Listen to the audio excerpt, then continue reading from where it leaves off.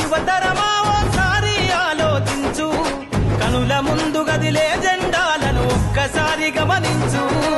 ఇళ్ల నుండి జరిగే పరిపాలన వ్యవస్థ పరిశీలించు, రాజకీయాలకు రమ్మని యువకుల పిడికిలెత్తి నినదించు.